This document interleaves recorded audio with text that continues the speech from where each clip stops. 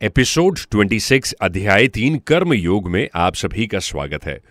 दोस्तों, श्रीमद् भगवद गीता के श्लोकों की संस्कृत निष्ठ एक भाषा है और हमारी प्रयास यही है कि हम उसे बहुत ही एक आसान भाषा में उसके सार को आप तक पहुंचा सकें। कुछ ऐसे प्रकरण या ऐसी शब्दावली है जिसका प्रयोग करना आवश्यक है, फिर भी हमारा प्रयास ये है कि हम एक आसान भाषा में आप तक इस सार को पहुंचाएं। हर बार कमेंट में जरूर बताएं कि आज का ये एपिसोड आपको कैसा लगा, क्योंकि जिस नेक उद्देश्य को लेकर हम आगे चल रहे हैं उसमें आपकी राय और समीक्षा हमारा जो है वो मनोबल बढ़ाती है। पिछले एपिसोड में हमने जाना कि जब हम अपने सुख और दुख का कारण दूसरों को मानने लगते हैं तो राग द्वेष उत्पन्न होते हैं। जिसको हम सुख देने वाला समझते हैं उससे राग हो जाता है और जिसको दुख देने वाला समझते हैं उससे द्वेष हो जाता है।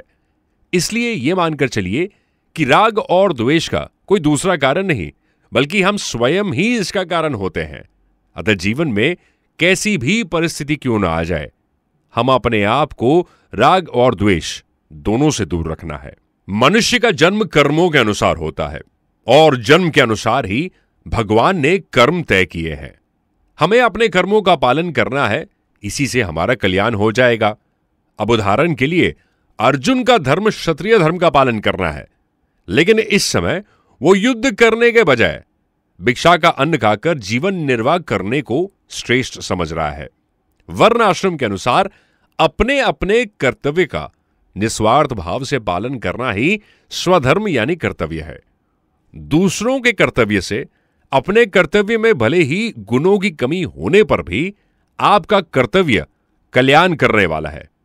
कर्तव्य का पालन करते हुए यदि कष्ट भी आ जाए तो वो कष्ट भी उन्नति करने वाला होता है। अब उदाहरण के लिए, देश को स्वतंत्र बनाने के लिए जिन लोगों ने कष्ट सहे, बार बार वो जेल गए और फांसी पर लटक कर गए, उनकी आज भी प्रशंसा और महिमा का गुणगान होता है, जबकि बुरे कर्म करके जेल जाने वालों की हर जगह निंदा होती है। कहने का मतलब है कि निष्काम भाव से अपने कर्तव्य का पालन करते हुए भले ही कष्ट आए या मृत्यु आ जाए, हमें कभी भी पीछे नहीं हटना चाहिए।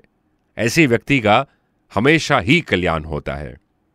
अब अर्जुन श्री कृष्ण से पूछते हैं कि हे वासुदेव, मनुष्य को यह नहीं पता चलता कि उससे पाप करवाने वाला कौन है। वो ये जानता है कि वो जो कर रहा है वो गलत है, वो पाप है, परंतु उसे लगता है कि उसके ना चाहते हुए भी कोई दूसरा बलपूर्वक उस पाप को करने के लिए उसे प्रेरित कर रहा है। हमें जरा ये बताइए, वो दूसरा कौन है? काम एषः क्रोध एषः रजोगुण समुद्भव महाशनो महापाप्मा विद्वयेन मिह वैरिणम। भगवान श्री कृष्ण इसका उत्तर देते हुए कहते हैं कि रजोगुण से उत्पन्न होने वाला काम या कामना ही सभी पापों, संतापों और दुख का कारण है। हम जो चाहते हैं वो ना हो और जो नहीं चाहते वो हो जाए, इसी को तो दुख कहते हैं। कामना पूरी होने पर एक लोभ पैदा होता है। याद रहे कि मनुष्य की भौतिक चीजों के लिए कामना जो है वो हमेशा बनी रहती है। जैसे एक व्यक्ति के मन में कामना पैदा हुई कि उसे 100 रुपए मिल जाए। जब उसे 100 रुपए मिलते हैं तो वो निष्कामता की स्थिति में आ गया है, पर यह स्थिति ज्यादा देर तक टिकी नहीं रहती और अब उसके मन में 1000 रुपए की एक नई कामना उत्पन्न हुई है।